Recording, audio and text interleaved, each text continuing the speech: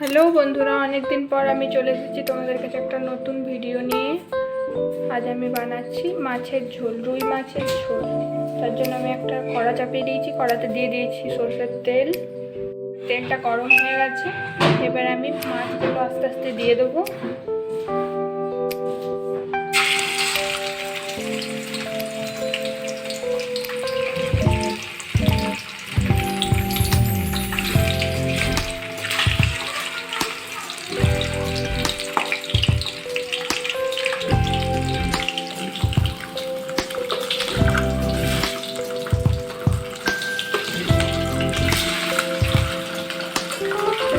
মাছগুলো এবারে আমি আস্তে আস্তে উল্টে নেব।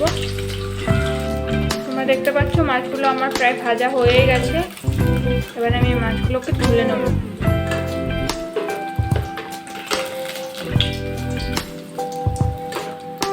সেম প্রসেসে আমি বাকি মাছগুলো ভেজে নেব।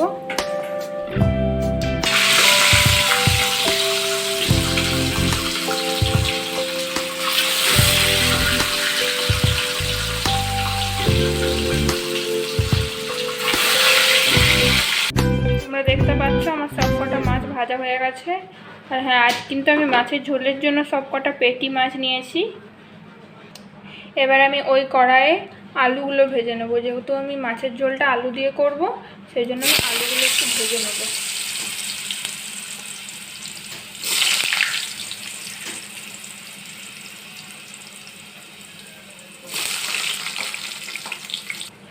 সামান্য নুন আর হলুদ দিয়ে আমি আলুগুলোকে ভেজে নেব। আলুগুলো আমি লাল লাল করে ভেজে নেব।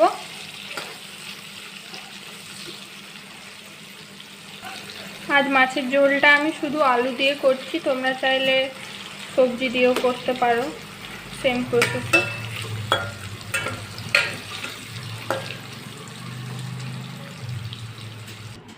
তো তোমরা দেখতে পাচ্ছ আলুগুলো আমি এখানে ভেজে তুলে নিয়েছি।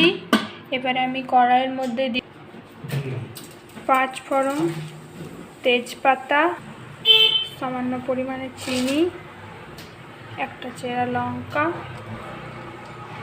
এখানে আমি মশলার জন্য নিয়ে নিয়েছি কুচনো পেঁয়াজ, আদা, রসুন, লঙ্কা আর পেঁয়াজের একটা পেস্ট, আর সামান্য কুচনো টমেটো।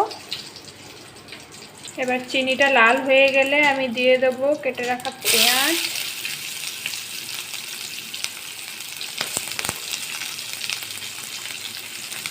পেঁয়াজগুলো ভেজে নেব।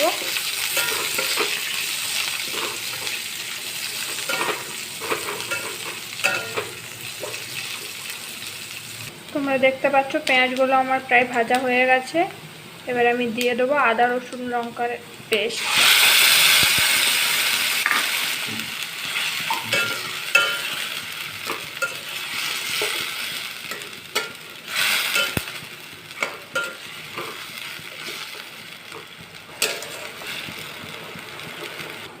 এবার আমি এর মধ্যে অ্যাড করব পরিমাণ মতো নুন, পরিমাণ মতো হলুদ, ধনে গুঁড়ো, জিরে গুঁড়ো। এবার আমি মশলাটাকে ভালো করে কষিয়ে নেব যতক্ষণ না মশলা থেকে তেল ছেড়ে দেয়। তো তোমরা দেখতে পাচ্ছ মশলা থেকে তেল ছেড়ে দিয়েছে। এবার আমি দিয়ে দেবো কুচনো টমেটো। টমেটোগুলো দিয়ে ভালো করে মশলাটা ভেজে নেব।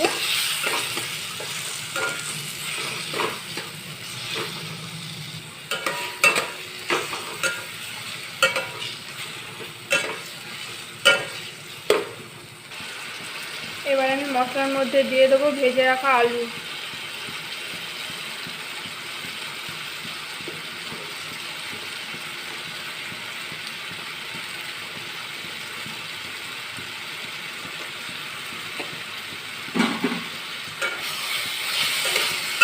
এবার মশলার সাথে আলুগুলো একটু কষিয়ে নেব।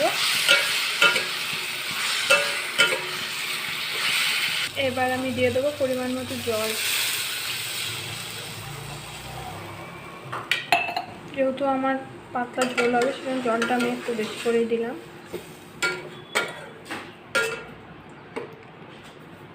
আমার ঝোল ফুটে উঠেছে। এবার আমি এটাকে ঢাকা দিয়ে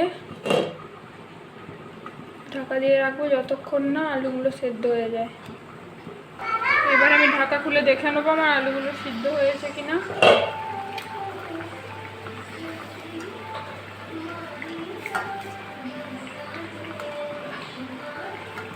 হ্যাঁ, তোমরা দেখতে পাচ্ছ আমার আলুগুলো সেদ্ধ হয়ে গেছে। এবার আমি এর মধ্যে দিয়ে দেবো ভেজে রাখা মাছ।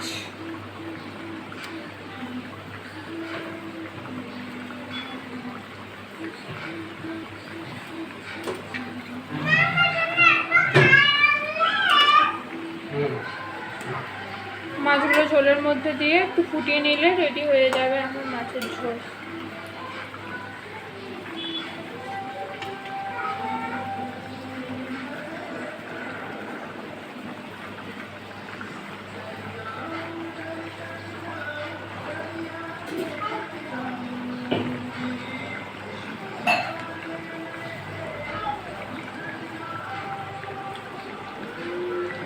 তো আমার মাছের ঝোল রেডি। এবার আমি এর মধ্যে দিয়ে দেবো সামান্য ঘি দিয়ে নামিয়ে নেবো। ঘি দিয়ে দিয়েছি। এবার আমি এটা, তো ফাইনালি রেডি আমার মাছের ঝোল। আমি তার উপরে কিছু চেরা লঙ্কা দিয়ে দিয়েছি। তো কেমন লাগলো আজকের রেসিপি তোমাদের অবশ্যই কমেন্টে জানিও। আজকের মতো এইটুকুই, টাটা।